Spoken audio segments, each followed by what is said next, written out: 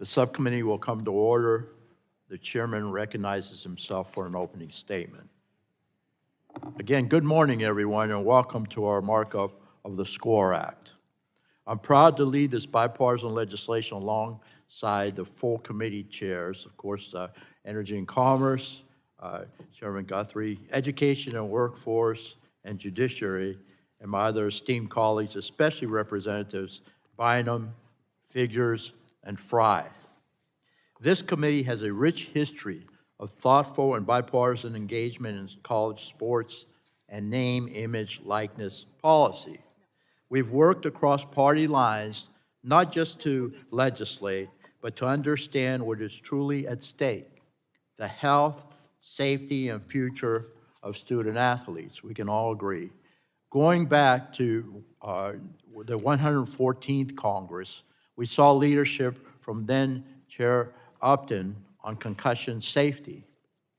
In the 116th Congress, then Chair Pallone and Ranking Member Walden jointly sought input on the emerging NIL landscape from stakeholders across the country, grounded in the idea that good policy begins with good listening. In the 118th Congress, then Chair McMorris Rogers and I continued taking feedback from stakeholders with the intent of creating a national framework to protect our student athletes and create a sustainable future for college sports. Many of these inputs went into our first NIL legislative hearing last year on the draft bill, the Fair College Sports Act. Since then, we've continued that spirit of listening and engagement this Congress. We hosted 2 subcommittee hearings, convened multiple bipartisan roundtables, and received input from hundreds of voices across the college sports ecosystem.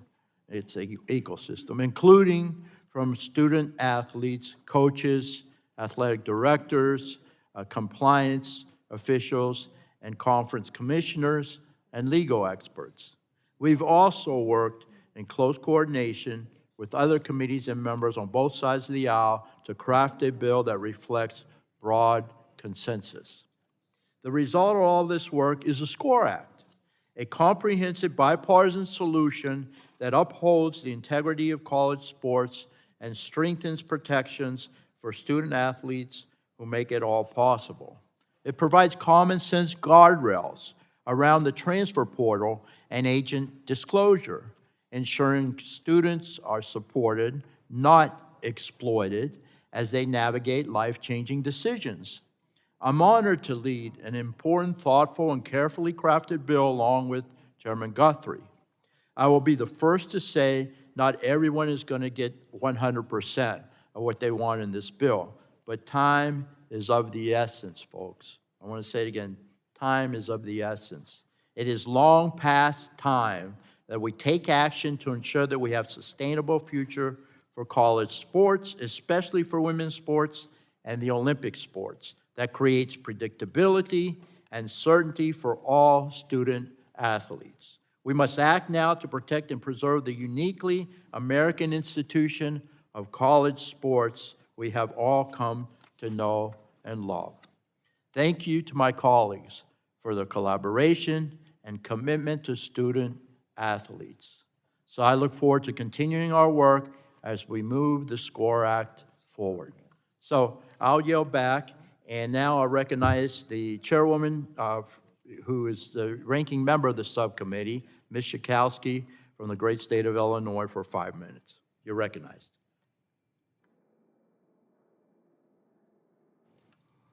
Thank you, Mr. Chairman. It's a pleasure to be with you, and I agree that the most important thing right now is the health and safety of our student athletes.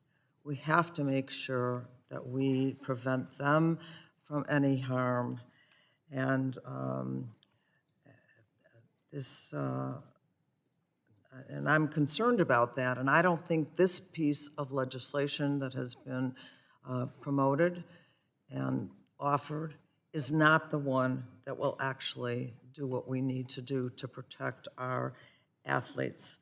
And so I think we need to review what is it?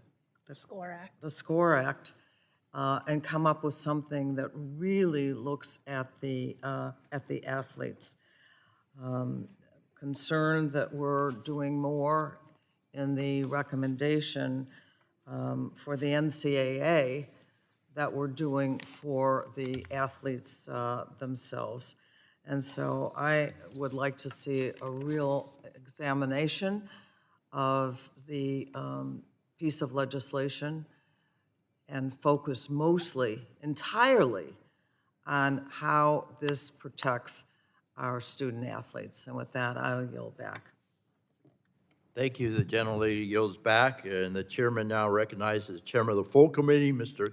Guthrie, for 5 minutes for his opening statement. Thank you, Chairman Bill Rockus, for your leadership on the SCORE Act, and to all of our colleagues who joined as original co-leagues, Reps Bynum, Figures, Wahlberg, Jordan, Fry, Fitzgerald, and McLean. Your commitment to bipartisan collaboration has been essential to crafting this thoughtful and comprehensive legislation. H.R. 4312, the SCORE Act, is a bipartisan product of extensive collaboration across 3 House committees: Energy and Commerce, Education and Workforce, and the Judiciary. This legislation marks a significant step forward in providing a clear federal framework for the name, image, and likeness marketplace in college athletics. College athletics have yielded presidents, entrepreneurs, and community leaders, but the fractured NIL landscape that has developed in recent years has left athletes, schools, and conferences without certainty or guardrails. Across the country, athletic departments are trying to compete in a system that is anything but fair or stable, where chaos makes it difficult to understand, let alone meet their compliance obligations. The patchwork of state-level NIL laws, inconsistent policies, and continuous court challenges have created confusion and competitive imbalances across college sports. Just last month, we saw a major milestone with the approval of the House settlement, signaling a new era in college athletics. The SCORE Act builds upon this momentum by delivering the protections, clarity, and uniformity that student athletes, institutions, and fans have long been asking for.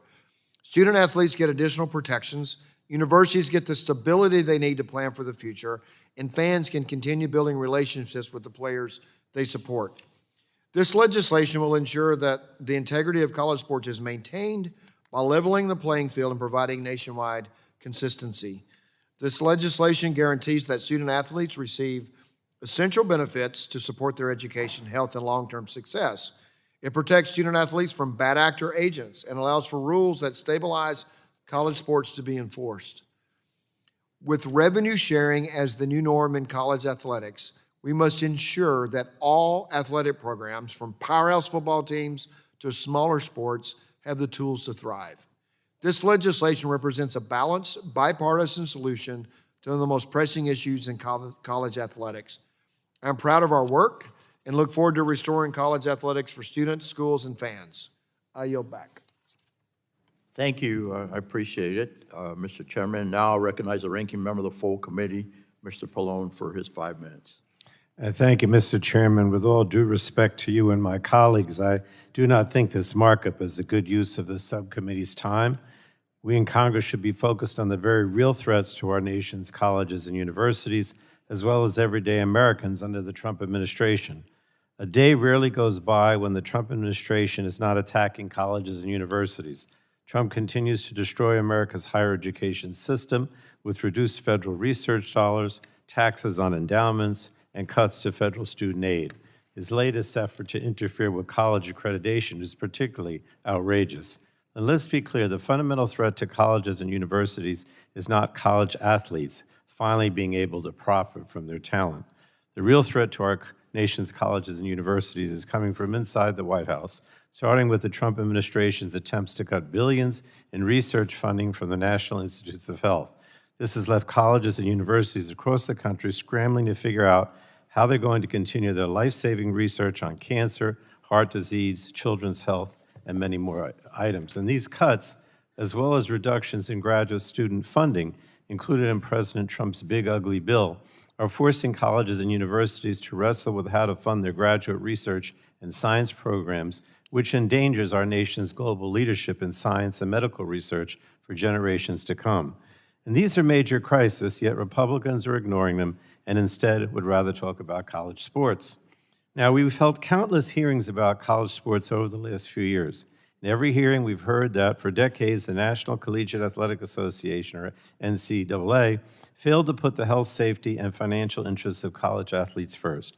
Every witness has said that allowing college athletes to profit from their name, image, and likeness is a good thing and represents a long overdue change in college sports. Changing the rules so that college athletes can finally profit from their name, image, and likeness was a hard-fought victory won by college athletes, not by congressional action, but through the courts and the state legislatures. So last month, the federal court approved a historic settlement in House versus NCAA, in which the NCAA agreed for the first time to allow schools to pay college athletes directly for the talent those athletes bring to the schools, the conferences, and the NCAA. And those payments are subject to a salary cap of $20.5 million per school. But instead of celebrating progress made by college athletes, the SCORE Act shuts down their ability to seek additional protection in the courts and state legislatures.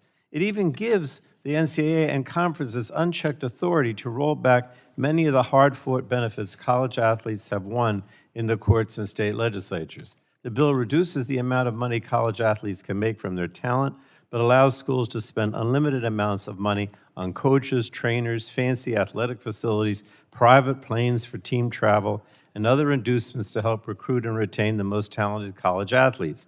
And this is not how you, quote, level the playing field. The SCORE Act also gives the NCAA nearly limitless and unchecked authority to govern every aspect of college athletics, including how college athletes can get paid, what happens when they want to transfer schools more than once, and how many hours they can spend training, traveling to competitions, and competing. Rather than offering college athletes new, strong, enforceable protections, the SCORE Act offers window dressing to address health and safety concerns and purposely eliminates the ability of college athletes and law enforcement authorities to enforce violations of even these weak protections. The bill also fails to include meaningful protections to help ensure college athletes don't hire predatory agents, and it doesn't provide pathways for relief if they do. Instead, it simply allows the NCAA and conferences to require agents to register with those institutions. And that is not going to do anything to help college athletes and could create a false sense of security regarding the integrity of registered agents. We should not be doing anything that stifles the progress being won by the college athlete. The landscape of modern college sports is well on its way to being developed by these recent court decisions, and Congress should allow that work to play out. Don't get in the way. College sports and the opportunities it provides for young athletes cannot exist, though, and I want to emphasize that, cannot exist without colleges. If President Trump succeeds in destroying the American college and university system, which he seems determined to do, there will be no college sports. I don't know if anyone realizes that, but you have to have a college to have college sports. And the way we're going with this administration, I don't even know if there are going to be any colleges or universities or any worth fighting for once he destroys them. So with that, I yield back the balance of my time. And thank you, Mr. Chairman. Gentleman yields back. The chair reminds members that pursuant to the committee rules, all members' opening statements will be part of the record. Are there any further opening statements? Yes. Ms. Trahan, you're recognized for 3 minutes. Thank you, Mr. Chairman. First, I appreciate you taking the time yesterday to meet with me to discuss the SCORE Act and to hear the concerns that I, along with many of my colleagues, have about this legislation. As currently drafted, the SCORE Act would grant sweeping power to the NCAA and athletic conferences, power that comes at the expense of the very athletes who make college sports possible. Even more concerning, when those organizations overreach or abuse that power, and history has shown that they surely will, this bill would shield them entirely from lawsuits, from state laws, and from enforcement by the FTC or state attorneys general. At the same time, the bill is silent on some of the most urgent challenges facing college athletes today. It offers no relief to the thousands of women who are denied roster spots because schools exploit loopholes in Title IX. It provides no solution for international athletes who are barred from pursuing the same NIL opportunities as their American teammates simply because of their visa status. And it falls short in protecting athletes who suffer long-term injuries, offering only limited medical coverage that fails to address the physical, mental, and financial consequences they face years after their athletic careers end. Now, Mr. Chairman, it's no secret that I am a no on this bill in its current form, but that doesn't mean that we can't find common ground. In fact, there are provisions in the SCORE Act that I support, like the clear definition of agents and new guardrails against their ability to enter athletes into predatory NIL contracts. That's a constructive improvement, and it should serve as the foundation for serious bipartisan negotiations on a bill that stabilizes college sports. But we can't do that by returning power to those who abused it for a century. We should do it by finally guaranteeing college athletes the rights, protections, and seats at the table that they've been denied for far too long. If that's the direction we take, I believe you'll find significant support from our side of the aisle. I thank the chair for yielding and for his willingness to work together on this bill, and I yield back the balance of my time. Thank you. I appreciate it, Ms. Strahan. And I will say this, yeah, we had a productive conversation yesterday, and I welcome other members to come to my office and discuss. I think we can find some common ground if we work together. But this bill is a good, solid bill, and I believe it protects student athletes. All right, any opening statements over here on this side? Any from additional opening statements? Kathy Castor, you're recognized from the great state of Florida. Yeah, thank You're you. recognized. Thank you, Mr. Chairman. 3 minutes. Members, I think the ranking member is correct. There is a lot of cognitive dissonance right now when we're talking about higher education. And I know we want the best for our student athletes, but gosh, when you take a step back and look at what is happening across the administration and in Congress today, you can't help but be fearful of what it means for all students and for our institutions of higher learning, from our community colleges to the other colleges to the large universities. I mean, the big ugly bill that just passed a week ago makes it more difficult for students to obtain a Pell Grant, to obtain college and get on that ladder of opportunity in life. It kneecaps student loans, especially for graduate students. Everything that's been going on in this administration to take a hammer to our scientific enterprise. All of the grad students that this summer they were hoping to really work on their research projects, but those grants aren't there because they've been illegally cut by this administration. I talked to a lot of students back in the Tampa Bay area, at HCC, at St. Pete College, at the University of South Florida, University of Tampa, Ecker College, and other. I know you all do too. And they see the opportunities shrinking for the ability to get that college degree. So then, yes, this is important. I mean, college sports, I so admire all the college athletes, the student athletes who give all of their time and talents. It sure is fun. And now with the House settlement, there is a newfound opportunity for students to ensure that they have certain rights and can control their name, image, and likeness. But college sports is a big business as well. We're talking billions of dollars. So it is important to get this right. I think the version right now, there are a whole host of questions about preemption, about the ability of student athletes to be protected in all of this.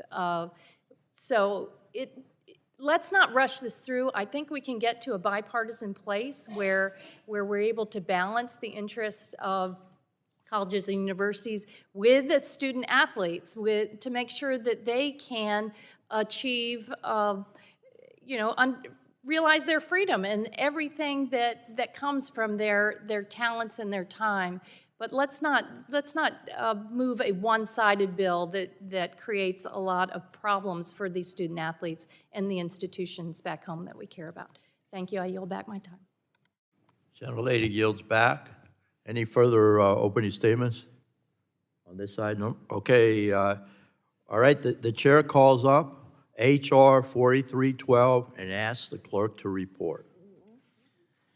H.R. 4312, a bill to protect the name, image, and likeness rights of student athletes and to promote fair competition with respect to intercollegiate athletics and for other purposes. Without objection, the first reading of the bill is dispensed with, and the bill will be open for amendment at any point. So ordered. Does anyone seek recognition on the bill? Mr. Chairman. On the bill? Okay. Yeah. All right, you're recognized, sir. Mr. Fry from the great state of South Carolina. Thank you, Mr. Chairman. I move to strike the last word. Thank you.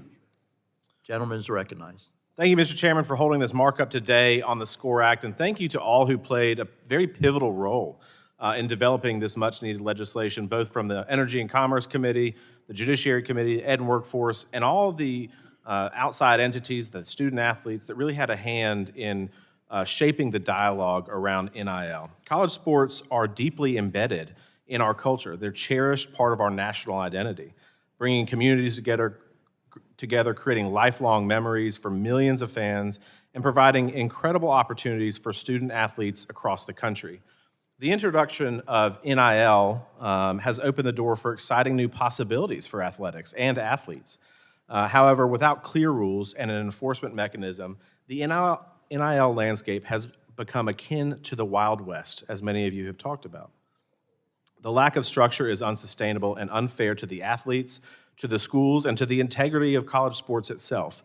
The SCORE Act is a bipartisan piece of legislation that provides much-needed guardrails. It ensures student athletes can benefit from their NIL while also protecting the broader ecosystem of collegiate athletics.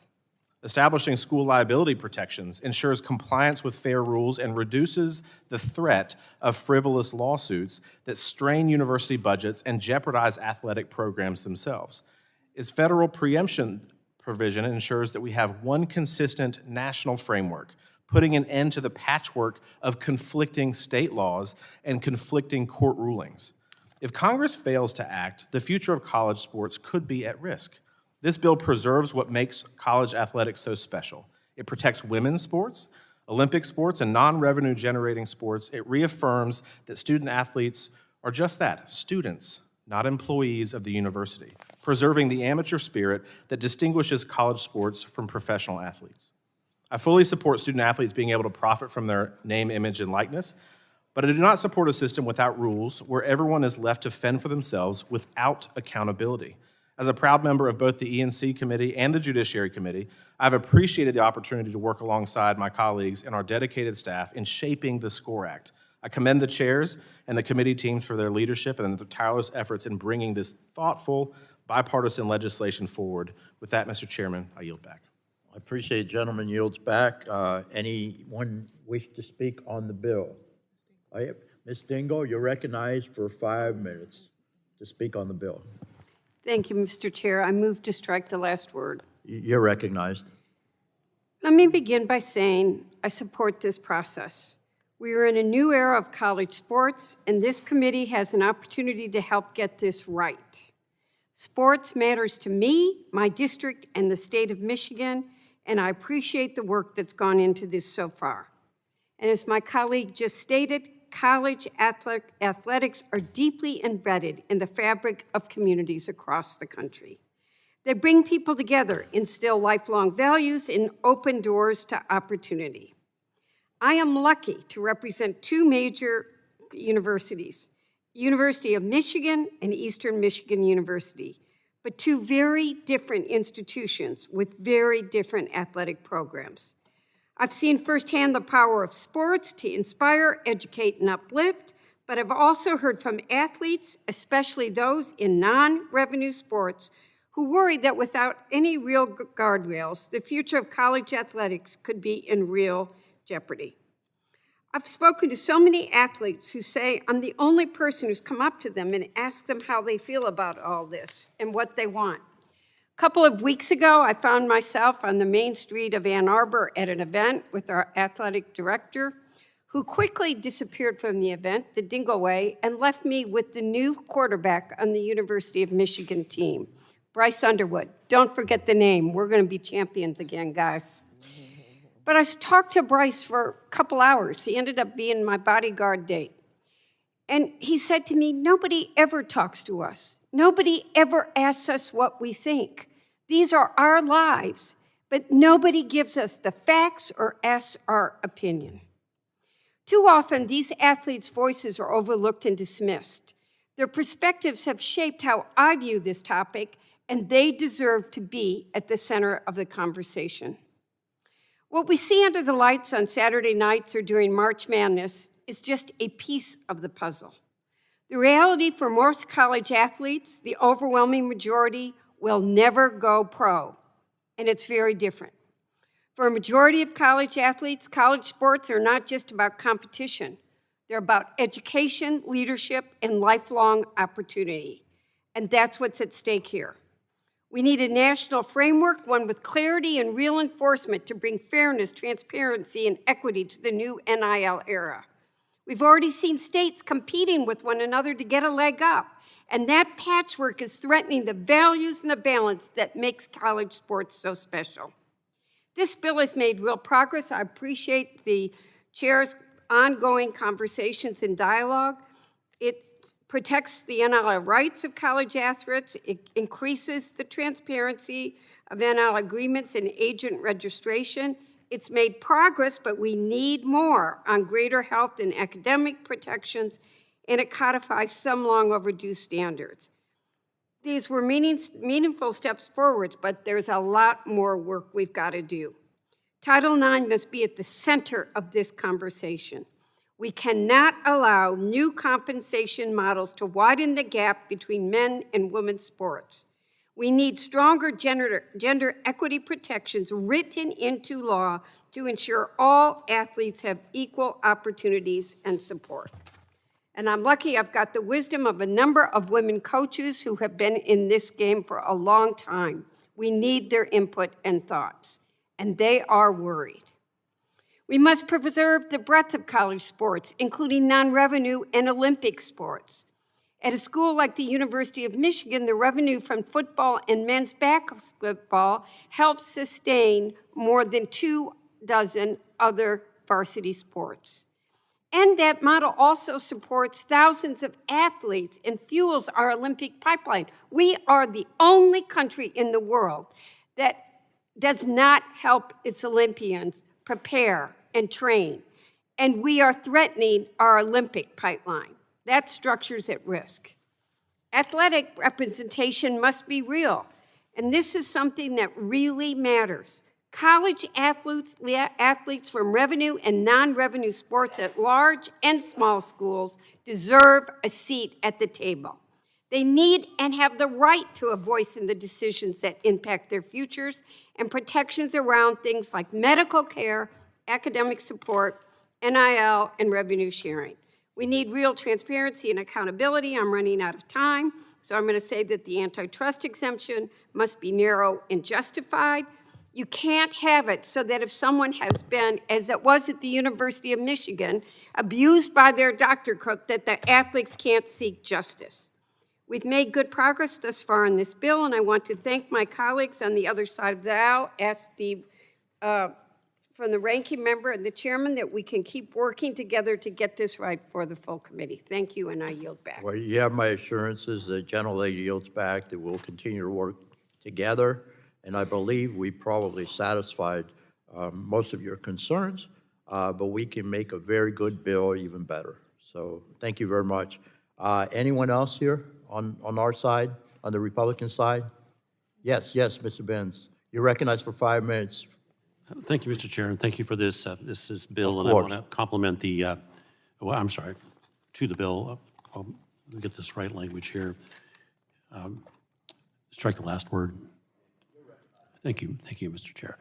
I want to begin by thanking staff and fellow members for the excellent work done on this bill. And I see clearly the need for the guardrails that have been referenced in previous presentations. I also see the essential need for incredible care that I believe has been exercised in crafting this bill. And that, by that I mean this is a business, an incredibly huge and valuable business to this nation and to the colleges that enjoy college football programs and to others.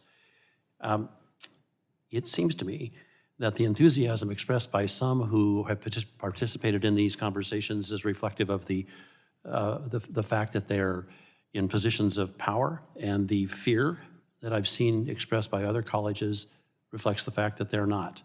And this have and have not situation is incredibly challenging, and one I look forward to further discussions on during the course of this week before our next meeting on Wednesday. I am hopeful that we'll be able to address some of the issues that I've raised previously and that we've heard mentioned this morning.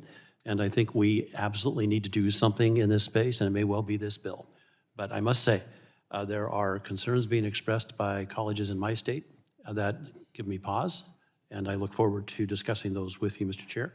And I think we can probably reach some solution that fits this space. I have to say, the power that we enjoy here in Congress, if that's the right word for it, the responsibility for carving out exceptions to antitrust law and for providing preemptions is enormous, and once granted, hard to reel back in. And therefore, I look forward to the conversations that we've been having, and look forward to next week. But today is a very, very important day, I think, for both the haves and the have-nots. Thank you, Mr. Chair. I yield back. I appreciate it very much. The gentleman yields back, and I look forward to the conversations as well.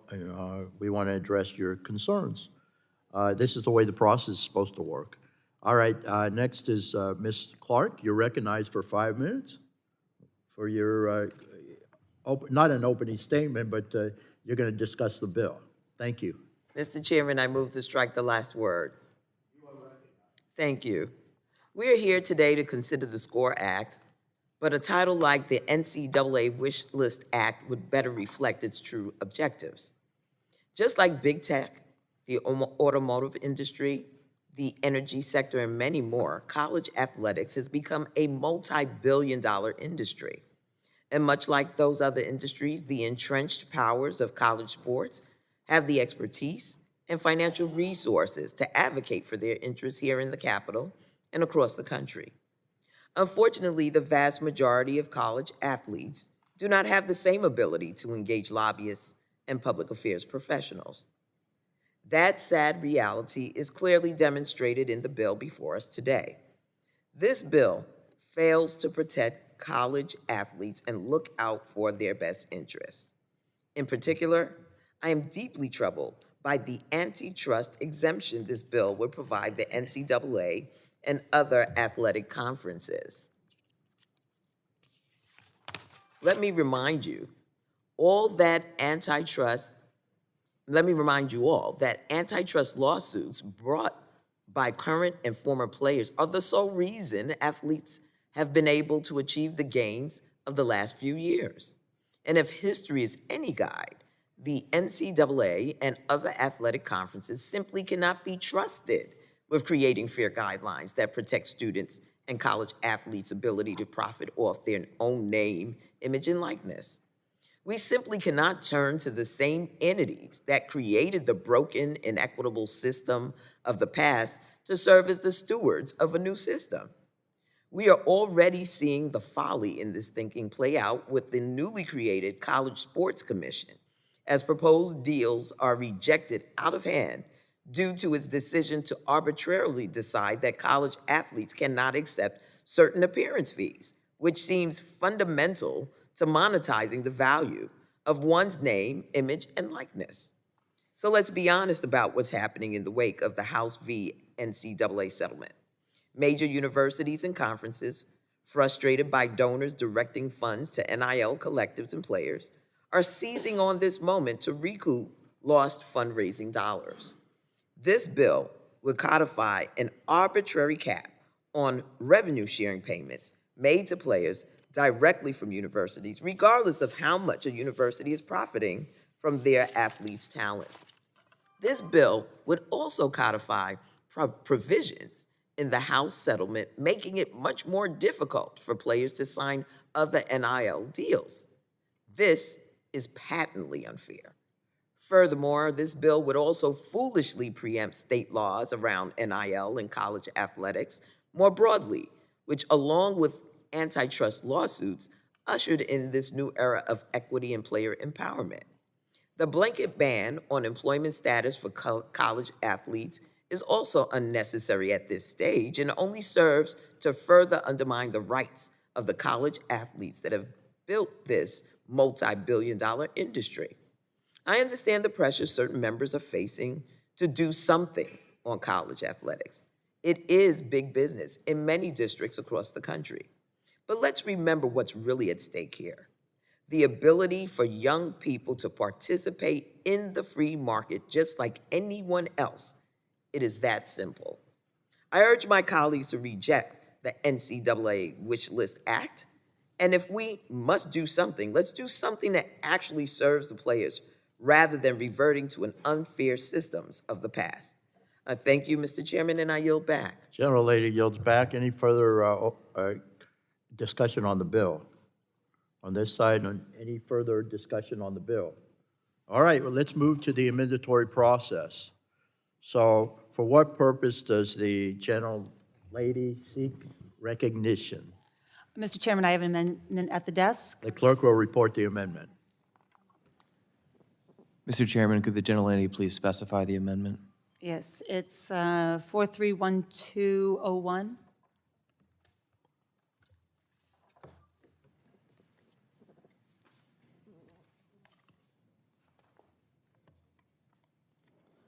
Amendment to HR 4312, offered by Mr. Han. Page 2, strike line 12, and all that follows through line 17. Mr. Without Chairman, objection, Mr. Chairman, I the reserve a reading of point the of order. amendment is dispensed with. I reserve a point of Oh, order. you're, okay, very good. Gentleman reserves a point of order. Without objection, the reading of the amendment is dispensed with, and the gentlelady is recognized for 5 minutes in support of her amendment. Thank you, Mr. Chairman. This amendment is simple. It strikes 3 provisions from this legislation that, when considered together in their current form, place significant restrictions on college athletes' ability to advocate for themselves. First, this amendment strikes the sweeping antitrust exemption that would allow the NCAA and conferences to adopt and enforce rules against athletes, no matter how harmful, no matter how absurd, without fear of being challenged in court. Now, all of the progress that we've seen in college sports in recent years on NIL, revenue sharing, and investments in women's championships, it didn't happen because the NCAA had a change of heart. It didn't happen because conferences stepped up or college presidents suddenly decided to do the right thing. It happened because athletes sued, resulting in rulings, settlements, and public pressure that forced the NCAA to change. And it's worth remembering just how hard the NCAA fought to stop them. In the Johnson v. NCAA case just last year, attorneys for the NCAA actually cited the 13th Amendment's slavery exception, as they had multiple times before to argue that college athletes are more like prison labor than employees. That was in 2024. That's who we want to hand a permanent antitrust liability exemption to? No guardrails, no sunset. Just total trust in the very institution that has fought tooth and nail to deny athletes their rights at every turn? Now, don't get me wrong, the NCAA has done some good things, particularly since President Baker took the helm. But where's the guarantee that that continues after he leaves? What if the next NCAA president goes back to business as usual? Second, this amendment strikes the provision that would codify into law for the first time that college athletes can never be considered employees. To be clear, right now, not a single college athlete is an employee, not of their school or their conference or the NCAA. And there is no pending case before the National Labor Relations Board seeking to change that. This provision is not a response to an urgent problem. If, and only if, athletes someday seek employee status, and if a court or board agrees, it will be because of how they're treated, the hours, the restrictions, the control over their lives. But this provision says it doesn't matter how they're treated. It slams the door shut forever, including on the right to collectively bargain, even if they want to do so without asking for compensation. And finally, this amendment strikes the provision that preempts all state NIL laws and blocks states from doing more to protect college athletes. The broad preemption language sets a low ceiling for athletes' rights and what states can do to protect them, one that states can't go above, even if they're trying to, for example, expand the health provisions included in the SCORE Act. This amendment will ensure that should this bill become law, it won't turn back the clock on athletes by handing power back to the NCAA to operate above the law. And I urge my colleagues to vote yes on this amendment. I yield back the balance of my time. Yes, the gentleman will state his point of order. I insist on the point of order, Mr. Chairman. The amendment violates Rule 10, Clause 1F of the House Rules because it is outside the scope of this committee's jurisdiction. Specifically, Ms. Trahan's amendment addresses the employment standing of college athletes, which is outside the scope of this committee's jurisdiction. The amendment is out of order. Thank you. Does anybody, any other member wish to be heard on the amendment? Yes, you're recognized. Thank you, Mr. Chairman. Yes. The SCORE Act shuts down college athletes' ability to assert their rights or seek protections in the courts and state legislatures or through collective bargaining. And this leaves athletes with almost no path to protect themselves and strips them of the rights enjoyed by every other American. So I support Representative Trahan's amendment striking the 3 sections of the SCORE Act that deny college athletes their rights and give the NCAA and conferences a blank check to reinstate decades of exploitation.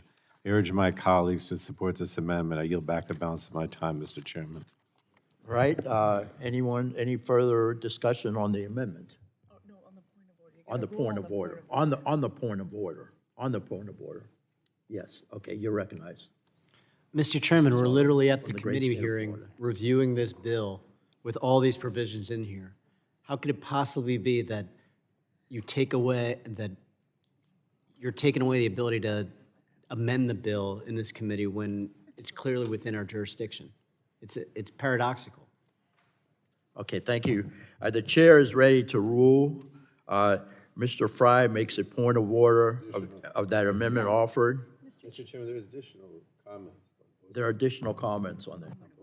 On the point of order. Is that correct? Yes. Yes, okay, you're recognized, Ms. Castor. Thank you, Mr. Chairman. I have just a fundamental question because I know that pieces of the bill are in 3 different committees, in the Energy and Commerce, in 2, not Judiciary for some reason. Okay, so in Education and Workforce and in Energy and Commerce. But there's a lot of overlap when it comes to how a lot of these provisions are going to work together. For example, I have a fundamental question about Title IX.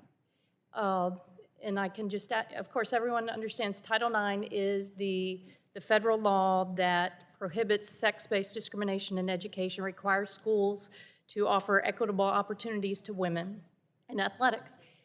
Is it your intent in this bill to ensure that Title IX remains the law of the land and not have the new NIL and compensation provisions override Title IX? I mean, that's kind of a fundamental question on whether we move forward on all sorts of things, preemption and the liability protection and. Okay, the chair is ready to rule. Or if you can't answer that question about the legislative intent, maybe ask the council on that. Yeah, why don't we do that? No. Okay.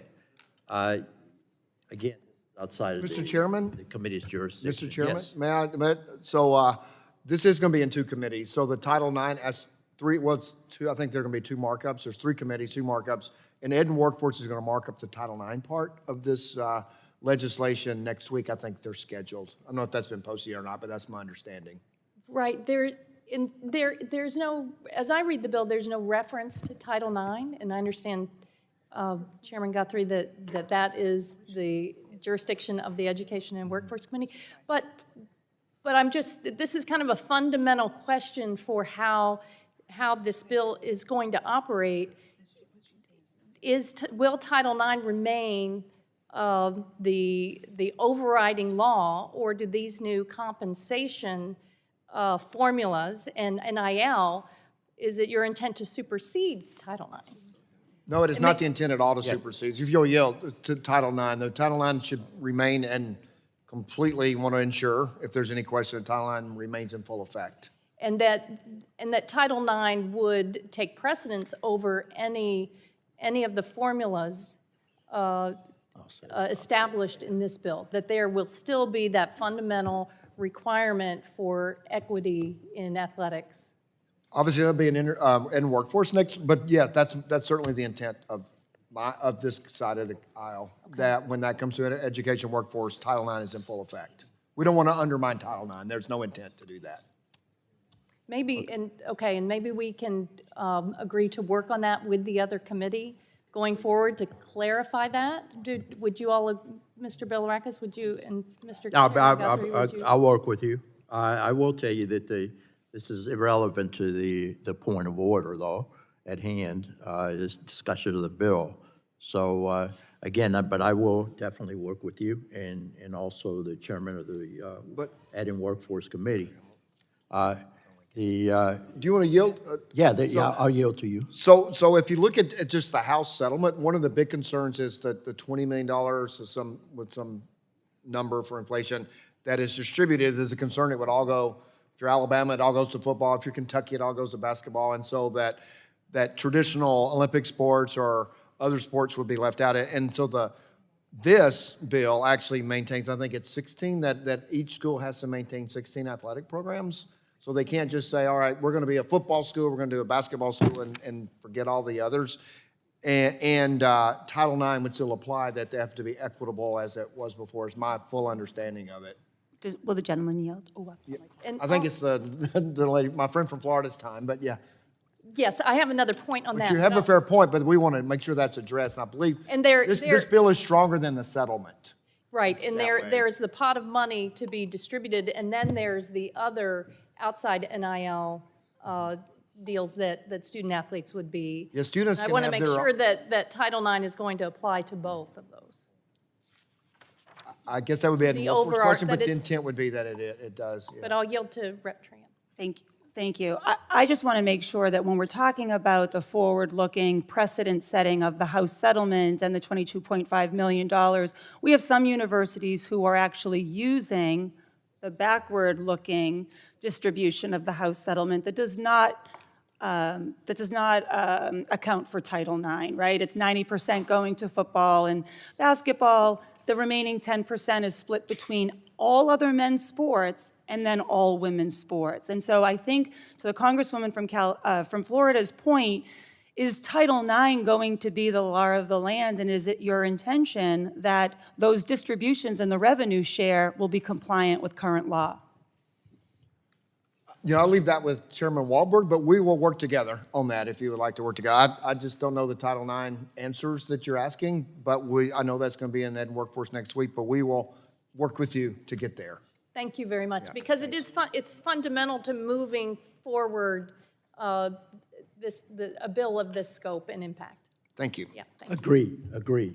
I'm willing to work with you as well, as you know. The chair is ready to rule. Mr. Fry makes a point of order that the amendment offered by Ms. Trahan is beyond the scope of the committee's jurisdiction. Rule 10 provides for the jurisdictional scope of each committee of the House that determines what legislation may be considered by each of the committees. The chair finds that the amendment goes beyond the scope of this committee's jurisdiction and therefore not in order. The point of order is sustained.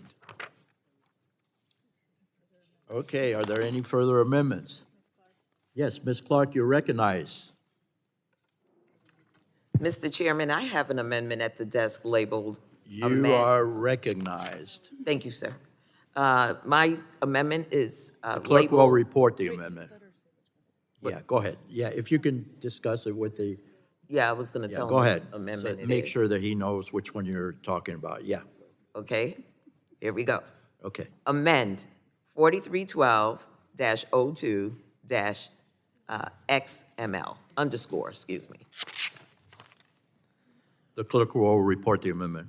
Amendment to HR 4312, page 2, strike line 12 and all that follows through line 17. Page 25, strike Without line objection, the reading of the amendment is dispensed with, and the gentlelady is recognized for 5 Mr. minutes. Chair, I reserve a for point of her order. amendment. The gentleman reserves a point of order. Thank you, Mr. Chairman. Mr. Chairman, I move to strike the last word to speak on. You are recognized. Thank you. As I've said before, I'm deeply troubled by the antitrust exemption this bill would provide the NCAA and other athletic conferences. Let me remind you all that antitrust lawsuits brought by current and former players are the reason athletes have been able to achieve the gains of the last few years.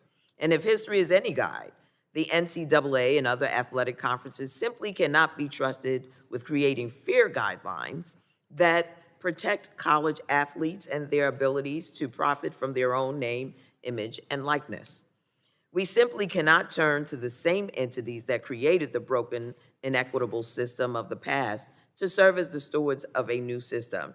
We are already seeing the folly in this thinking play out with the newly created College Sports Commission, as proposed NIL deals are rejected out of hand due to its decision to arbitrarily decide that college athletes cannot accept certain appearance fees, which seems fundamental to monetizing the value of one's name, image, and likeness. And to pair this antitrust exemption with a broad preemption of state law, which would prevent state attorneys general, local law enforcement, and college athletes and their families from bringing causes of action under state law when the NCAA and the conferences make serious mistakes, is the wrong move. When college athletes are sexually assaulted by their coaches or trainers, something we have seen before, they should have a cause of action in state court. When college athletes die on the practice field because of heat stroke, something we have seen before, their families should be able to go to court to seek justice and to help make sure that this doesn't happen to other people. Let's empower college athletes instead of giving the NCAA everything on its wish list without regard to the consequences of doing so. With that, Mr. Chairman, I yield back. Thank you. The gentleman yields back. Any further discussion on the amendment? Mr. Fry, you're recognized. Mr. Chairman, I withdraw my point of order and I move to strike the last word. You're recognized. Mr. Chairman, I oppose this amendment because it would allow the current Wild West that college athletics has right now to continue to wreak havoc on our institutions and our student athletes. The antitrust liability in Section 7 is necessary to provide stability and clarity for the athletic ecosystem.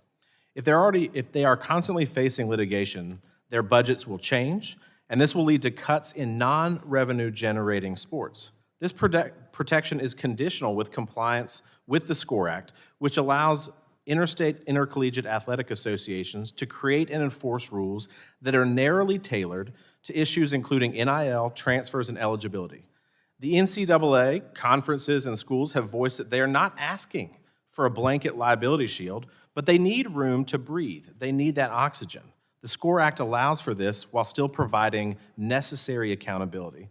Lastly, this bill needs strong preemption because a patchwork of state laws is unsustainable and leads to competitive disadvantages. Without this preemption, athletes in different states will face unequal opportunities, confusing standards and enforcement gaps, undermining both competition and the athletic programs themselves. I urge my colleagues to vote no, and I yield back. Any further discussion on this side of the amendment? Yeah, Ms. Casser, you're recognized. Thank you, Mr. Chairman. I have a few questions because this is a very broad preemption of state laws and then an antitrust exemption. And some outside groups have raised significant concerns that the preemption clause in the current draft not only stops states from enacting or enforcing laws, rules, regulations, requirements, or standards, but it also allows any defendant to get lawsuits dismissed by asserting preemption. So I wonder, Counsel, is that the operation of the text of the current SCORE Act? Say, for example, if an athlete wanted to bring a a claim for sexual harassment. And state law currently allows them to do that.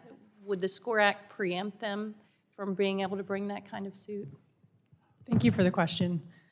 Section 10 on page 29 reads that no state or political subdivision of a state may maintain, enforce, prescribe, or continue in effect any law, rule, regulation, requirement, standard, or other provision having the force and effect of law that governs or regulates the compensation, payment, benefits, employment status, or eligibility of a student athlete, including a prospective student athlete, with respect to participation in intercollegiate athletics, including any law, rule, regulation, requirement, standard, or other provision that relates to the right of a student athlete to receive compensation or other payments or benefits directly or indirectly from any institution, associated entity, or individual, conference, or interstate intercollegiate athletic association. So is there a yes or no answer to my question? There's more.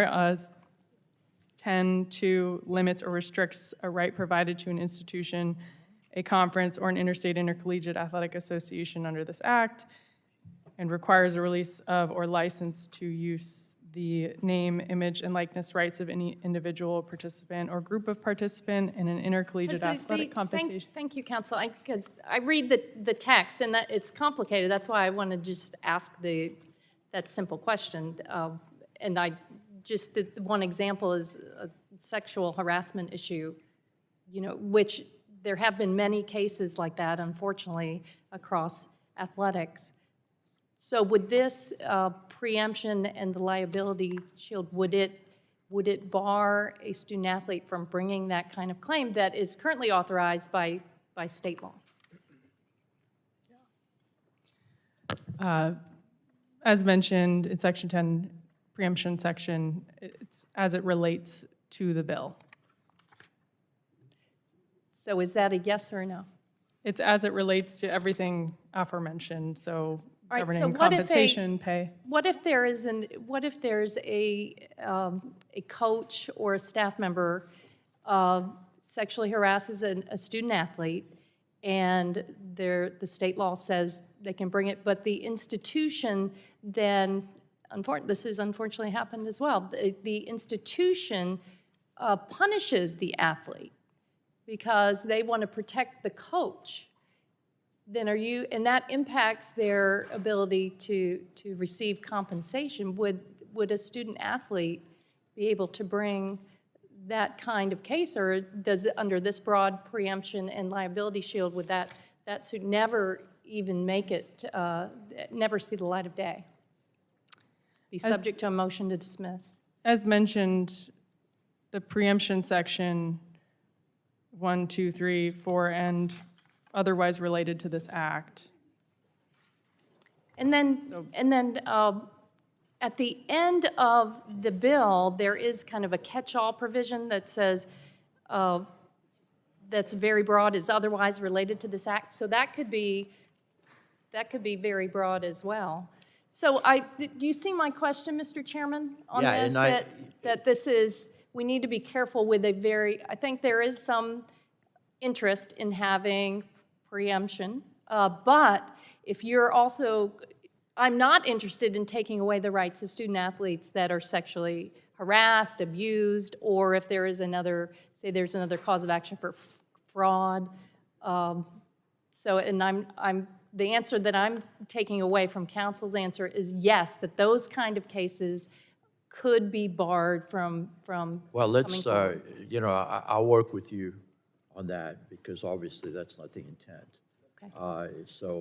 Thank you. Let's, I've run out of, between now and the next markup, okay? thank you. I I yield back my appreciate that time. very much. Thank you. All right, any further discussion? Yes, Mr. Soto, you're recognized. Thank you, Mr. Chairman.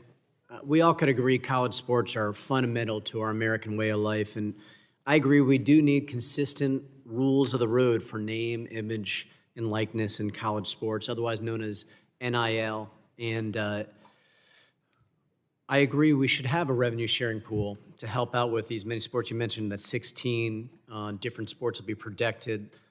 In addition, authorizing NIL rights for students is critical. And access to medical coverage, academic support, and scholarship protections, all important.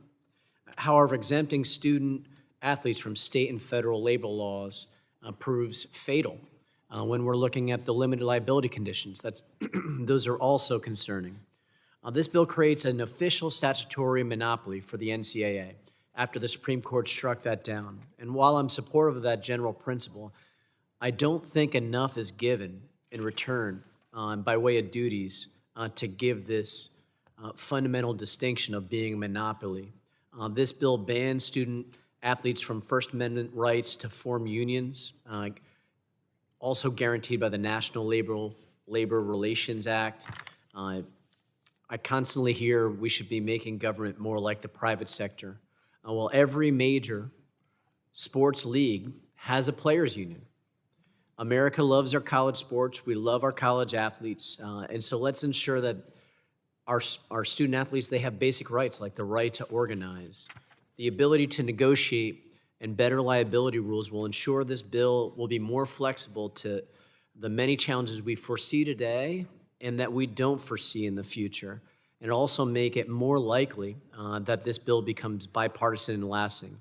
And so I'm deeply concerned today, but I'd like to get to yes, like a lot of us here today are talking about, whether it's the issues that are brought up by many of my colleagues or this one point. And so I'm hoping, Mr. Chairman, we can continue to work on this and maybe get a bipartisan product before we get to the full committee markup. And I yield back. Is there any further discussion? Yes, Ms. Trahan, you're recognized. Thank you, Mr. Chairman. I move to strike the last word? Yeah, move to strike the last word. Thank you. And I just want to put a little bit of punctuation on what we're giving away and the process by which I would argue we should undertake before doing that. I mean, I have a hard time believing that if we grant the NCAA and powerful conferences the sweeping antitrust exemption that currently exists in the bill, Congress is going to come back and revisit it if they overreach. I mean, once we give this shield to an organization like the NCAA, we won't get that power back. I would suggest that at the very least, we more narrowly tailor this exemption to precisely what's in the House settlement, which is what the association initially asked for, and that we institute a sunset provision. We can make it 10 years to coincide with the expiration of the House settlement. We could make it 9 years to line up with the NCAA's next media rights negotiation. Either way, let's make them prove to us that they deserve this shield. It will be a check on their power and a way for Congress to address issues that arise in college athletics over the next decade. I yield back. The gentlelady yields back if there's no further Mr. Pallone, you're recognized for 5 minutes. Strike the last word. I yield now to the gentlewoman from Florida, Ms. Castor. Thank you, Mr. Plum, for yielding the time. And I just wanted to say to Rep. Tran, that is a great idea to sunset something that would kind of keep the pressure on the NCAA to do the right thing, that would keep Congress involved, our appropriate oversight authority. And Chairman Bilirakis, was a sunset considered before? We could always come back and review it next Okay. year without putting the sunset clause in there. It's not in there now at this particular time. Okay, I was curious about that. I think that would be very smart. Also, Mr. Chairman, I wonder also what is contained in the bill that encourages or incentivizes student athletes to actually get their college education? I'm just curious. A lot of folks at home, when they say we're dealing with NIL and student athletes, a lot of people comment to me and say, you know, I'd really hope that student athletes are not just professional athletes, that they are student athletes and they have the ability to attend school. They're not just focused on sports, but they are able to obtain their college degree or and that's certainly our goal. When you read the bill, there is language in there, encouraging our amateur athletes. That's what they are, and that's what we want to keep is the amateur status. But there is language in there incentivizing, encouraging, and helping with studies, with life lessons, what have you. So I believe that there's adequate language there incentivizing these athletes, because after all, that's what they're there for, is maybe getting council a good can point me- education. So if you'd like to, if you can read the bill, I'll be happy to work with you, possibly to strengthen it, but I think it's adequate. Can the council point, I'm curious, because I read through it, and what can I share with folks back home that ask this question? What is in the SCORE Act that really incentivizes or encourages student athletes and institutions to focus on the education of these students? Thank you for the question, ma'am. I believe that would be a policy question, but Section 5 has certain requirements applicable to certain institutions, which includes providing comprehensive academic support and career counseling services to student athletes that include life skills development programs with respect to mental health, including alcohol and substance abuse, strength and conditioning, nutrition, name, image, likeness rights, including related legal advice, financial literacy, including taxes, career readiness and counseling, the process for transferring between institutions, sexual violence prevention. Subsection 2 provides medical and health benefits to student athletes. Thank you, council. So what I'm taking away that you agree that that is an important goal, and maybe we can work together to kind of hone in, as we're going to be working with the other committee as well, kind of hone in and see what else we can be doing to encourage that these student athletes have every opportunity to attend class, to get their college education, and to obtain their degree. That's the goal. Okay. That's definitely the goal. Okay, thank you. I yield back. Yeah, and our side wants to work with you on that as well. But again, you know, amateur athletes, and so you want employment, with all due respect, but then you want the amateur athletes, and the goal is obviously the priorities for them to get a good education. So I'll be happy to work with you on it. Yes, the chairman of the full committee. Is that correct? Oh, I thought you had your hand up. I guess you didn't. All right. No problem. Yeah, you talk with your hands like I do. Anyone else here? All right, let's go ahead and if there's no further discussion, the vote occurs on the amendment. All those in favor shall signify by saying aye. Aye. All those opposed, nay. Okay, the nays have it, and the amendment is not agreed. Okay, the chair. Okay, the chair requests a roll call vote. The gentlelady requests a recorded vote. The clerk will call the roll. Mr. Fulcher? No. Mr. Fulcher votes no. Mr. Dunn? Mr. Dunn votes no. Mrs. Kamick? Mr. Obernolte? Mr. Obernolte votes no. Mr. James? Mr. Bentz? Mr. Bentz votes no. Mrs. Houchin? Mrs. Houchin votes no. Mr. Fry? Mr. Fry votes no. Ms. Lee? Mr. Kane? Mr. Kane votes no. Mr. Evans? Mr. Evans votes no. Mr. Goldman? Mr. Goldman votes no. Mr. Guthrie? Mr. Guthrie votes no. Ms. Schakowsky? Aye. Ms. Schakowsky votes aye. Ms. Castor? Ms. Castor votes aye. Mr. Soto? Mr. Soto votes aye. Mr. Han? Mr. Han votes aye. Mr. Mullen? Mr. Mullen votes aye. Ms. Clark? Ms. Clark votes aye. Mrs. Dingell? Mrs. Dingell votes aye. Mr. Vesey? Ms. Kelly? Ms. Kelly votes aye. Ms. Schreier? Ms. Schreier votes aye. Mr. Pallone? Mr. Pallone votes aye. Mr. Bilirakis? Mr. Bilirakis votes no. And I believe Ms. Lee, how is Ms. Lee recorded? Ms. Lee is not recorded. Ms. Lee votes no. Anyone else on the Democrat side? Anybody on the Republican side? Okay, the amendment is not agreed to. Well, you can you can tell us exactly the yeas and nays, please. Mr. Chairman, on that vote, there were 10 ayes and 12 noes. Okay. The amendment is not agreed to. Are there any further amendments? Yes, Ms. Trahan, you're recognized. Thank you, Mr. to Chairman. I have an discuss your amendment at the desk titled Trahan 27. The clerk will report the amendment. Amendment to H.R. 4312, offered by Ms. Trahan. Page 18, strike line 6 through 22.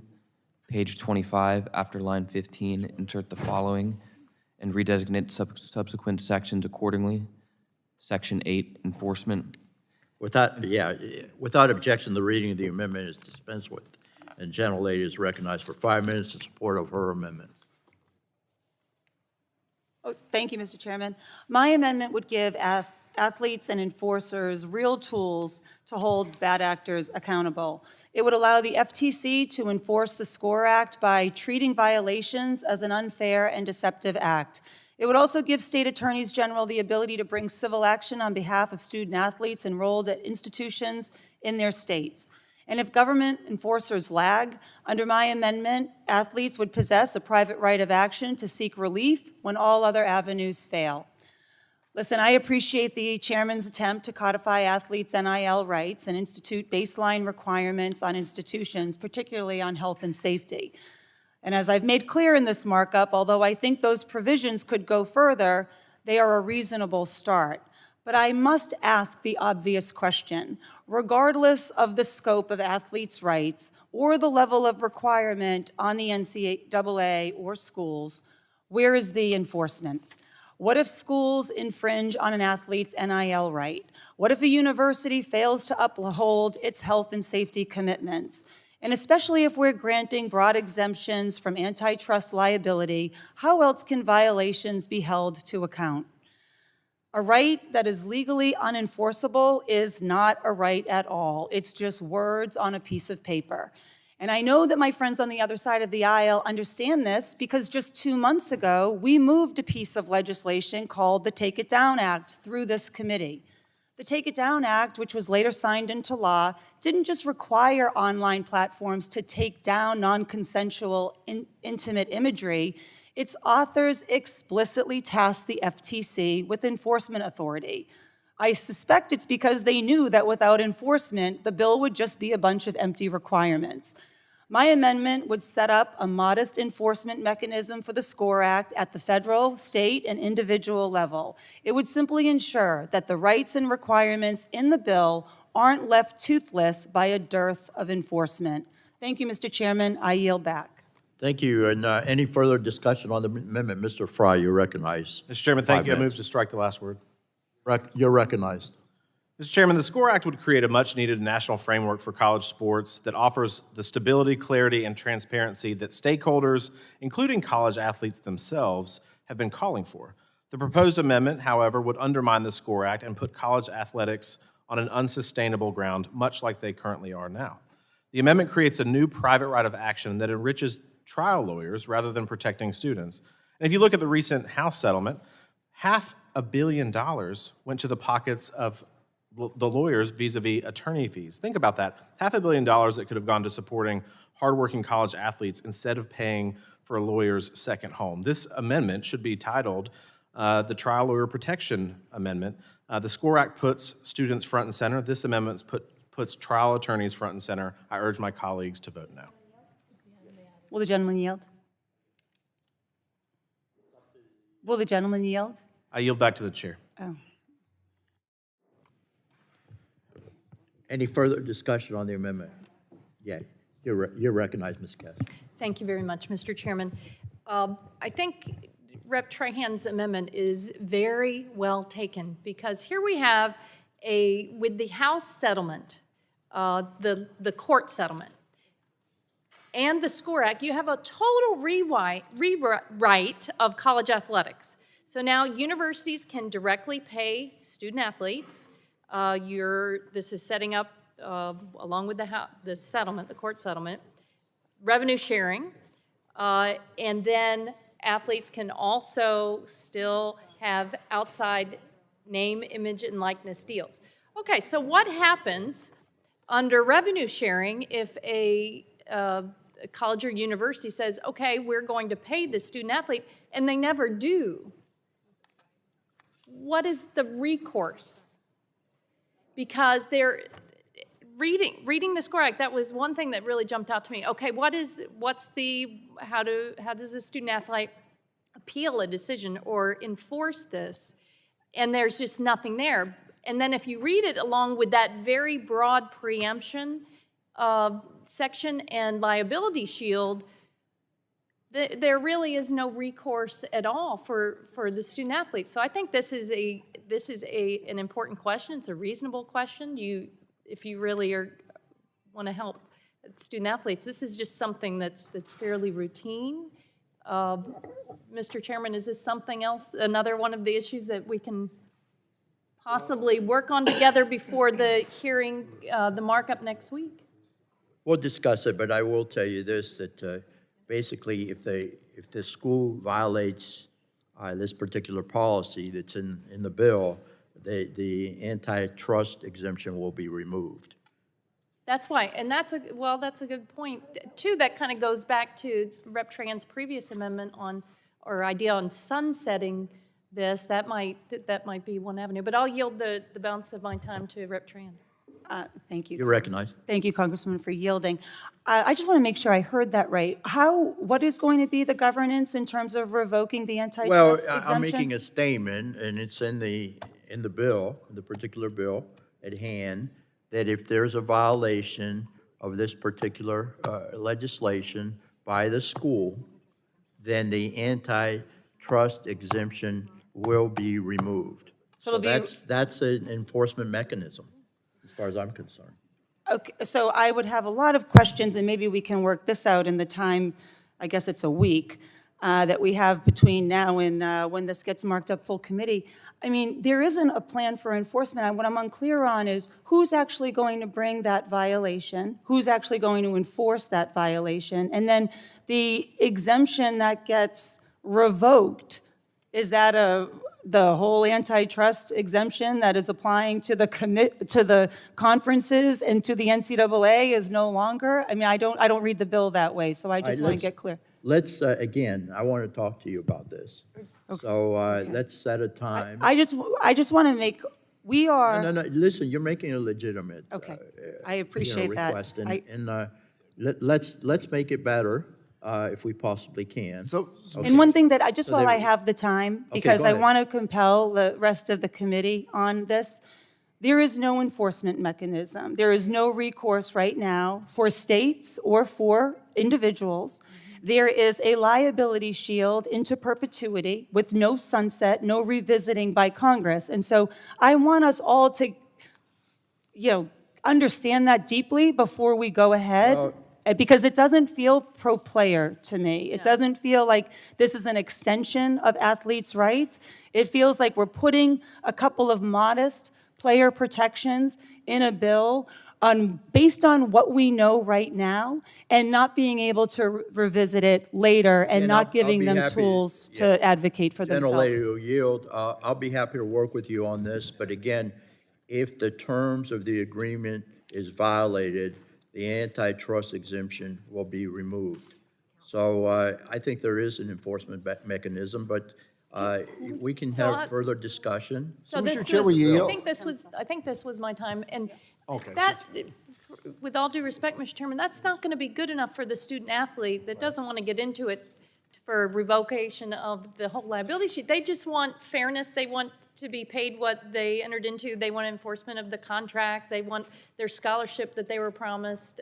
It's that kind of basic student enforcement. And I'll yield to the chairman of the committee. Well, Gentlelady's time has expired. I'm going to recognize the chairman of the full committee, Mr. Guthrie. So my understanding how it works, and I'm talking to my good friend here, Mr. Fryer, on the Judiciary Committee, who's working on the judiciary side of this, is so currently, I know that there's been schools that advertise, we're going to pay this player $9 million. That's one real example. and then the money never comes to fruition, it never happens, or a player takes money and they show up at a school, and then they transfer before the end of the year. And that's supposed to try to get a handle on that, where schools deliver what they promise and then players live up to their contract. So my understanding is, as the NIL contracts are individual. So if I'm a great athlete and you got to tie it. I mean, if you're the star player at Kentucky, you're probably worth more money than if you're a star player at another school, but not in basketball. So that increases your value. I get it. But those are individual contracts with individual groups. So the revenue sharing, my understanding is schools are going to have contracts with these students. And so the students can, so this doesn't supersede any contract. So if a player chooses to come to University of Kentucky and said, here's your $500,000 for playing here, and then they don't pay, then they still have rights and contracts. Understand that to my counsel here. Will is the that- gentleman yield? Sure. I think, my understanding. That's what we want to have happen, so we need That's to my make sure. understanding I as think well. then You're recognized. You're I think recognized. that the SCORE Act would then need to spell that out. And then they're thinking through all of those situations for the student athletes and the institutions on how they're going to enforce. But right now, it's silent on that. Well, this doesn't, to spell out, it's like, it doesn't, contract law is still contract law. So I know you're an attorney. But not when you have a broad preemption where the language says you're preempting all state laws, rules, regulations. So that obviously needs to be clarified, because that would not be consistent with my understanding or your understanding. Okay, I'll yield to my friend from South Carolina. Thank you, Mr. Chairman, for yielding. I think the liability shield actually just talks about antitrust laws or other similar state laws related to antitrust. I don't think, to the chairman's point earlier, if you have a violation of a contract, you still have a private right of action to enforce the terms of that contract. And so I think we're getting ahead of our skis here. This deals with antitrust specifically, or similar rules, laws, and regulations on books for states. But for a traditional violation of contract, those things would still be in play. I see my good friend from Massachusetts itching to say something, so go right ahead. Well, because we're ignoring the combination of the liability shield and preemption. So I just don't understand, what recourse does the athlete have when you have those two together? And maybe the general counsel would just read the liability, Section 7, because that's where it all becomes very vague, but yet very clear that there is no enforcement mechanism and there is no recourse for the athletes. You're Thank recognized. you. Thank you, ma'am. Section 7, liability limitation, compliance with this act, and the adoption of, agreement to, compliance with, or enforcement of any rule, regulation, requirement, standard, or other provision established pursuant to or in compliance with this act shall be treated as lawful under the antitrust laws and any similar state law, rule, regulation, requirement, standard, or other provision having the force and effect of law. And so then I would just ask the question, I don't mean to interrupt, but who determines compliance with? So I can, in the definition section, antitrust laws, the term antitrust laws has the meaning given to such term in the first section of the Clayton Act, 15 U.S. Code 12, and Section 5 of the Federal Trade Commission Act, 15 U.S. Code 45, to the extent that such Section 5 applies to unfair methods of competition. Still not clear on who, who is going to determine who's going to be compliant with this. I think that is where we need to start this conversation. If we can continue to debate this amendment, but I would just argue that it's silent on that. There is no enforcement mechanism in this bill. There is no recourse for athletes. If there's no injunctive relief, there's nothing. They have no place to go. If all the things that we spell out in this bill, which are meager at best, are not honored. Okay, well, again, yeah, Thanks. the So, chairman wants to address this. Well, so it's still my time. So we want to make sure this is clarified. So the idea is that you have currently schools promising players money, not delivering. You have players receiving money and then transferring. Yeah. That's the current. So we're trying to even the playing field where there can be contracts. Now the limit is the $20 million that can be revenue shared by the school, and how that's divided up by contract. And we just need to make sure. So that's, for your points are well taken, and we want to make sure the law does what we want it, the bill does what we are all expecting it to do or hoping that it does or want it to do, and we need to make sure the language is clear. It says compliant, what my chairman was talking about, it says compliance with the act and adoption of agreement. So you have to comply with the act to get the protections. And that would be somebody could sue and go to court, they have a right of action, say the school's not complying with the act. So that, but if we need to clarify, be more clear, then we can do that. We can work on it together. I pledge to you. I'll that yield back my time. We will work on this together. 'Cause I'll yield back, Chair. Yeah. All right, I'm going to, and again, like what Mr. Fry said, this is contract law, and you have a private right of action. We're not taking that away with regard to the contract. All right, I'll yield 5 minutes to the chairman or the ranking member of the full committee, Mr. Pallone. Thank you, Mr. Chairman. You know, I want to go back to my opening statement in light of the debate that we've had here for the last couple of hours, and then ask the chairman, I guess, of the full committee, an issue here.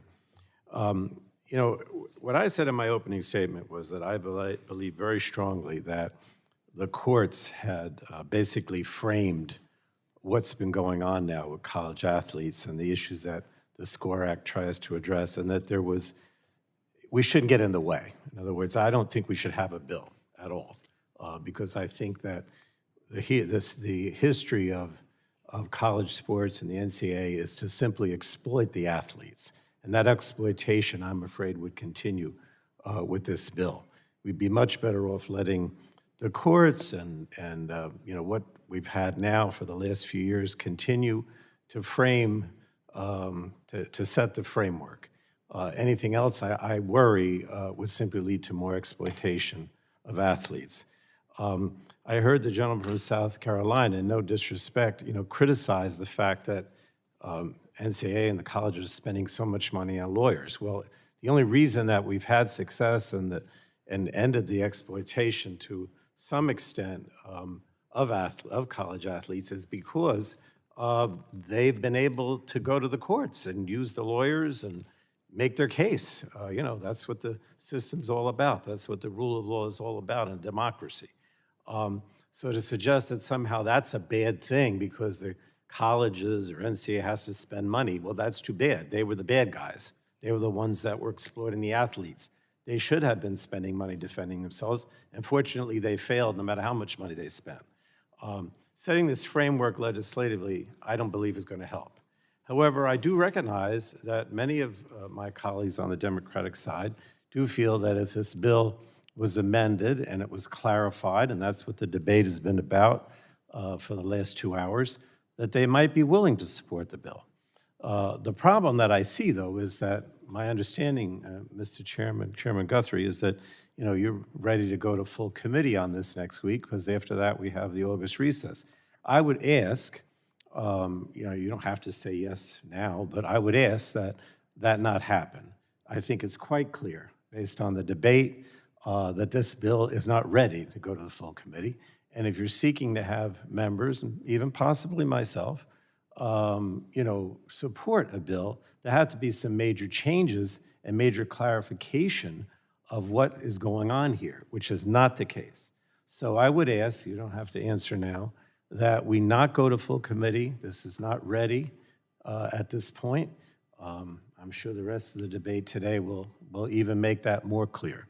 If you'd like to, I'd yield to the chairman if he likes, but you don't have to answer right. And I'm not going to commit to a schedule on this, but I take your comments under advisement. We want to get this right. We want to make sure it's correct.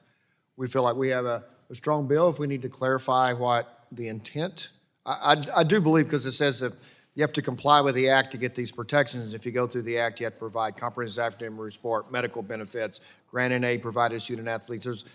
You have to have if you go to have 12 varsity sports, says we're only going to have 12 because we can't afford 16, you're not complying with the act. So I think it's in there, but we'll take the time to make sure we get it right. And I'm not going to commit to a timeline because we need to discuss it, but I appreciate your comments. Thank you, Mr. Chairman. I yield back, Mr. Chairman. Gentleman yields back. And again, I think we're doing pretty well here today in these discussions. and this markup in making the bill even better. So the input has been very productive as far as I'm concerned. So we need to move forward. We have the ranking member of the subcommittee, Ms. Schakowsky, is recognized for 5 minutes. Mr. Chairman, I think it's so clear now through all the discussion and the issues that have been raised on the Democratic side that this bill is not ready for prime time. And it seems to me that if we want to have a bill that really addresses the needs of our the needs that we've been talking about, that we cannot say that this should be voted on. And I think that we need to agree to that and not to move ahead until we get these questions all answered. They're all very, very relevant, and it would be a mistake to move ahead. Well, let me remind the lady, if the gentle lady will yield, that this is a bipartisan bill. And I know there's several members on the Democrat side that are interested in co-sponsoring the bill. And they've told me that they're really happy with the product, but they want to work further with us. So I think we're making a great deal of progress. And I really think that the system is broken and it does require legislation. Okay? Will the gentlelady yield? She yields back? Yes. You yield back, okay. If there's no further discussion, the vote occurs on the amendment. All those in favor shall signify by saying aye. All those opposed, nay. Mr. Chairman, we want a roll call. Okay, the gentleman requests a roll call vote. So the clerk will call the roll. Mr. Fulcher? Mr. Fulcher votes no. Mr. Dunn? Mrs. Kamick? Mr. Obernolte? Mr. Obernolte votes no. Mr. James? Mr. Bentz? Mr. Bentz votes no. Mrs. Houchin? Mr. Fry? Mr. Fry votes no. Ms. Lee? Ms. Lee votes no. Mr. Kane? Mr. Kane? Mr. Kane votes no. Mr. Evans? Mr. Evans votes no. Mr. Goldman? Mr. Goldman votes no. Mr. Guthrie? Mr. Guthrie votes no. Ms. Schakowsky? Yes. Ms. Schakowsky votes aye. Ms. Castor? Yes. Ms. Castor votes aye. Mr. Soto? Aye. Mr. Soto votes aye. Mr. Han? Mr. Han votes aye. Mr. Mullen? Mr. Mullen votes aye. Ms. Clark? Ms. Clark votes aye. Mrs. Dingell? Mrs. Dingell votes aye. Mr. Veazey? Ms. Kelly? Ms. Schreier? Ms. Schreier votes aye. Mr. Pallone? Aye. Mr. Pallone votes aye. Chairman Bilirakis? No. Chairman Bilirakis votes no. Kelly? Mr. Dunn is not recorded. Mr. Dunn votes no. Mrs. Houchin is not recorded. Ms. Houchin votes no. Mr. James is not recorded. Mr. James votes no. Anybody here? We're good? Miss Kelly, how is she recorded? Ms. Kelly is not recorded. Ms. Kelly votes aye. All right, the clerk will report the result.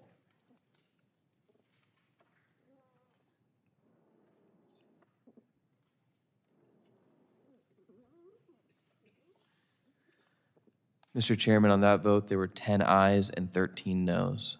The amendment is not agreed to. Are there further amendments? Mr. Chairman.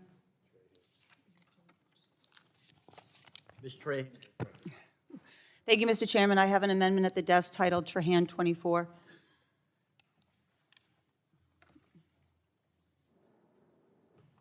Recognized. Thank you, Mr. Chairman. this amendment in, oh, okay. Clerk will report the amendment. Oh, Amendment to H.R. 4312, offered by Mr. Han. Page 29, strike line 1 and all that follows through line 3 on page 30 and insert the following. Section 10, preemption. No state or political Without subdivision. objection, the reading of the amendment is dispensed with. The gentlelady is recognized for 5 minutes in support of the amendment. thank you, Mr. Chairman.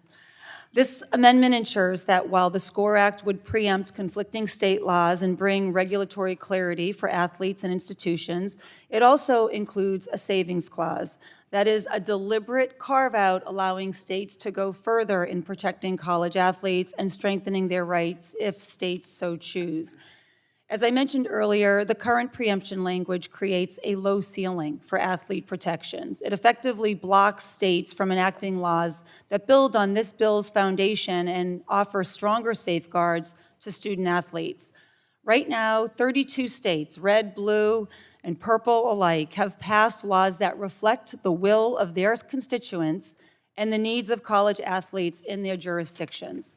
Those state laws have been passed in good faith to protect young athletes. They would be wiped off the books if this bill becomes law in its current form. And any future attempts by states to raise the bar would be prohibited as well. Now, I understand the intent behind preemption, to bring order to the patchwork of laws governing name, image, and likeness. And as a former college athlete and a first-generation college graduate, I appreciate that goal. I know how overwhelming it would be to navigate a complex legal landscape on top of choosing a school, weighing scholarship offers, and thinking about your future, both on and off the court. But we can achieve national consistency without undermining states' rights or suppressing stronger protections. That's why I'm offering this amendment, to make clear that the SCORE Act should be a floor and not a ceiling. It should establish baseline rights for college athletes nationwide while giving states the freedom to do more. I appreciate the chairman's willingness to engage on this issue when we spoke yesterday. I hope we can either adopt this amendment today or use it as a starting point for improvements as this bill moves through the legislative process. I urge my colleagues to support this amendment and to stand with student athletes across the country. Thank you, Mr. Chairman. I yield back. I want to thank my colleague from Massachusetts for offering this amendment. The preemption language in Section 10 of the SCORE Act is critical to the overall integrity of this legislation. Without a clear, uniform national framework, we risk continuing the patchwork of state laws that is already creating confusion and uncertainty for student athletes, universities, and athletic associations across the country. That said, I hear the gentlelady's concerns. I believe this is an area where we can find common ground. I remain committed to working in a bipartisan manner to get this right. Therefore, I would respectfully ask the gentlelady if she would be willing to withdraw her amendment today so that we can continue working together in good faith to address her concerns prior to the committee markup. I appreciate that offer, and I accept. I'll withdraw the amendment.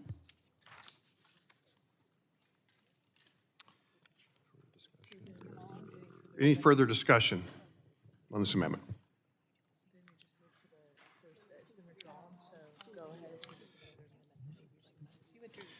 This has been withdrawn. Is there any other amendments? Mr. Mullen. Where are we here? Mr. Mullen is recognized. Thank you, Mr. Chair. I have an amendment at the desk, underscore 026. Clerk will read the amendment. We'll report the amendment. Amendment to H.R. 4312, offered by Mr. Mullen. Page 17, line 1. Without objection, the reading of the amendment is dispensed with. The gentleman is recognized for 5 minutes in support of the amendment. Thank you, Mr. Chairman. The college sports landscape is changing at a breakneck pace. And through all this change, Congress is entering the fray to determine what the federal government's role will be in this new landscape. I'm deeply concerned that the SCORE Act prioritizes regulatory certainty for schools and athletic conferences over protections for college athletes. That is particularly evident in the bill's lack of provisions to prevent abuses from predatory agents. This bill, as written, only requires agents to register with athletic associations. A name on a list doesn't protect a student from a predatory contract or a bad actor with hidden conflicts of interest. My amendment, co-led by Mr. Vesey, aims to close this serious gap in the SCORE Act to better protect college athletes from predatory agents. Thank you to Mr. Vesey for your partnership on this important issue. First, my amendment would codify that agents representing college athletes have a fiduciary duty to act in the best interests of their clients. College athletes are often teenagers and young adults who have limited experience when it comes to fully understanding contracts or financial arrangements. As they navigate this increasingly complex landscape, their agents should be legally obligated to put the athlete's interests first, just like any other financial representative. Second, my amendment would direct the FTC to study the implications of establishing an independent entity to certify and regulate agents who represent college athletes. In professional leagues like the NFL or the NBA, players' associations regulate agents. If professional sports already recognize the importance of independent oversight of agents, it is only logical that we examine how a similar structure could work in college sports. My amendment ensures that college athletes have proper representation. I urge adoption of the amendment, and I yield back. Would the gentleman yield to me remaining time? Mr. Mullen? Yes, yielding to. I just wanted to support the amendment because it addresses a real issue facing college athletes and some athletes who are even younger. The issue of these sleazy agents talking young clients into contracts that are not in the client's best interest.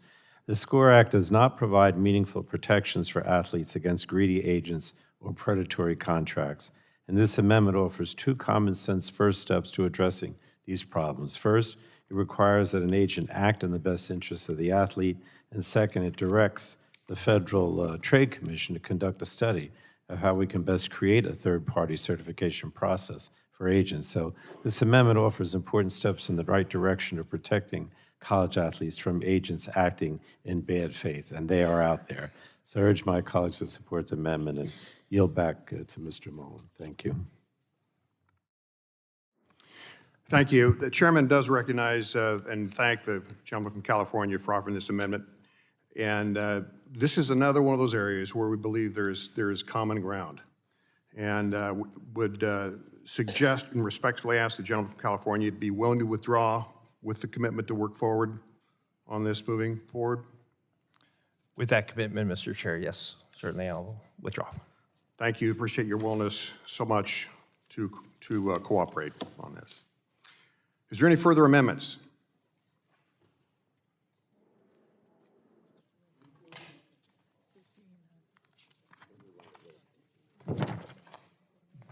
Okay, seeing none.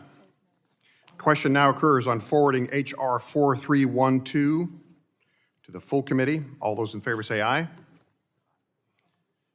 Those opposed? With that incredible response, all those opposed, no? No. The ayes have it, the bill's agreed to, excuse me, a roll call has been requested. Clerk will call a roll. Mr. Fulcher? Mr. Fulcher votes aye. Mr. Dunn? Mr. Dunn votes aye. Mrs. Kamick? Mr. Obernolte? Mr. James? Mr. James?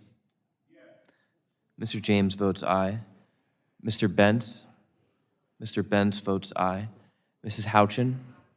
Mrs. Houchin votes aye. Mr. Fry? Mr. Fry votes aye. Ms. Lee? Ms. Lee votes aye. Mr. Kane? Mr. Kane votes aye. Mr. Evans? Mr. Goldman? Mr. Guthrie? Mr. Guthrie votes aye. Ms. Schakowsky? Ms. Schakowsky votes no. Ms. Castor? Ms. Castor votes no. Mr. Soto? Mr. Soto votes no. Mr. Han? Mr. Han votes no. Mr. Mullen? Mr. Mullen votes no. Ms. Clark? Ms. Clark votes no. Mrs. Dingell? Mrs. Dingell votes no. Mr. Vesey? Mr. Vesey votes no. Ms. Kelly? Ms. Kelly votes no. Ms. Schreier? Ms. Schreier votes no. Mr. Pallone? Mr. Pallone votes no. Mr. Bilirakis? Mr. Bilirakis votes aye. Is Mr. Goldman reported? Mr. Goldman is not recorded. Mr. Goldman votes aye.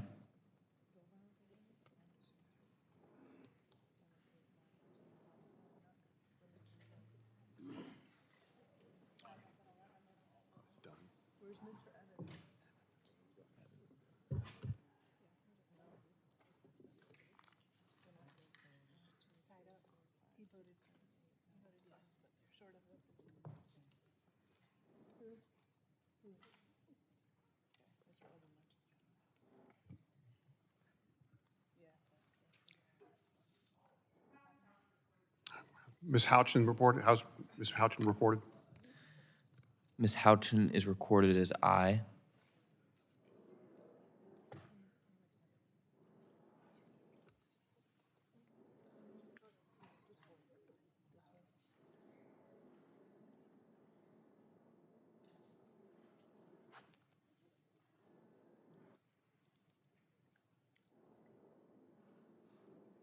Who else we missing? Evans. How is Mr. Guthrie reported? Mr. Guthrie is recorded as aye. Thank you. Thank you, Mr. Guthrie.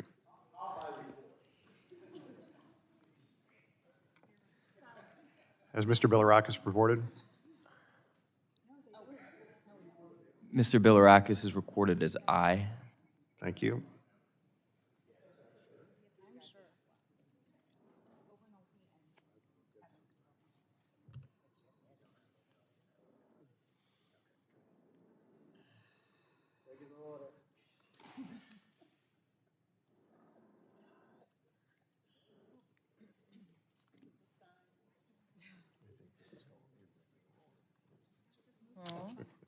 I'm sorry, what? I think this is called irregular order. Irregular.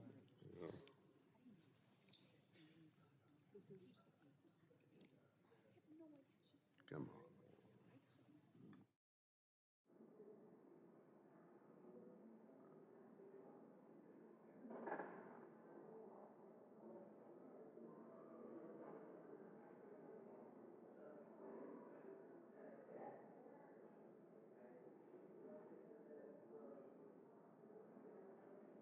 How's Mr. Obernolte recorded? Mr. Obernolte is not recorded.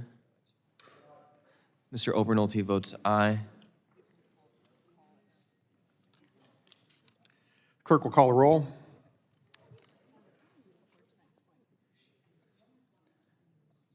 Mr. Fulcher, on that vote, there were 12 ayes and 11 noes. With the ayes having it, the bill is adopted. Without objection, staff is authorized to make technical and confirming changes to the legislation approved by the committee today. So ordered. Without objection, the committee stands adjourned.